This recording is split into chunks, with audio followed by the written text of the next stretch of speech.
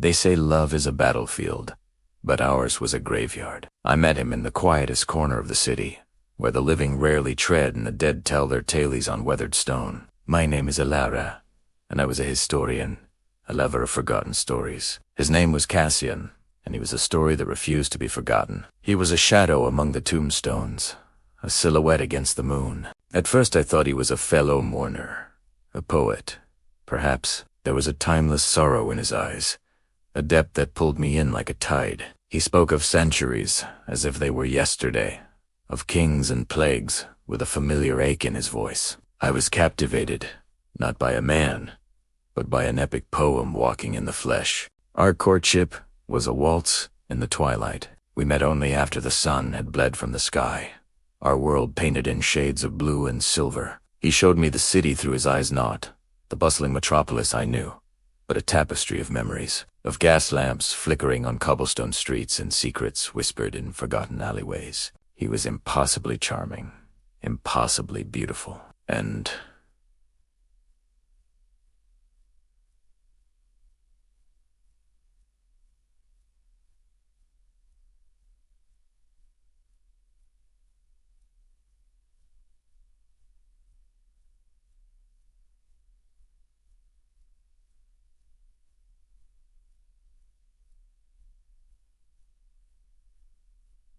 possibly cold. The first crack in his perfect facade was a simple touch.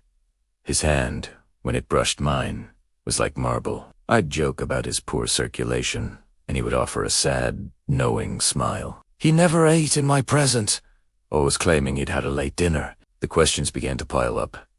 Quiet doubts in the back of my mind. Why did he only live in the night?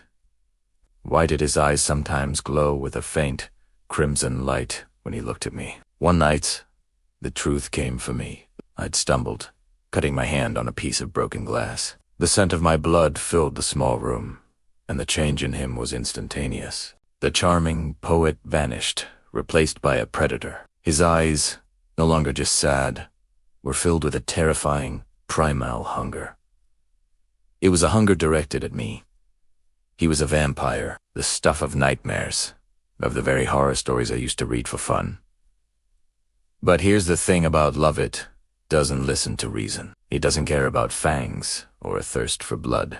I saw the struggle in his eyes, the war he was waging against his own nature. He was fighting for me. He confessed everything, his voice trembling. He was a creature of the night, cursed to an eternal, lonely existence. He had tried to stay away, but my light, my life, had been a siren's call he couldn't resist. This is our story, not just a horror story, but a love story. It's about the monster who learned to love a mortal, and the mortal who learned to see the man inside the monster. It's about sacrifice, about fighting your own demons, and about finding light in the deepest darkness. Our love is a paradox, a fragile, impossible thing thriving in the shadows. And every night, when he looks at me with love instead of hunger, I know it's a love worth fighting for, even if it means dancing on the edge of forever. Thank you so much for watching and sharing this story with me. If you enjoyed it, please hit that like button and subscribe for more tales from the Twilight. See you next time.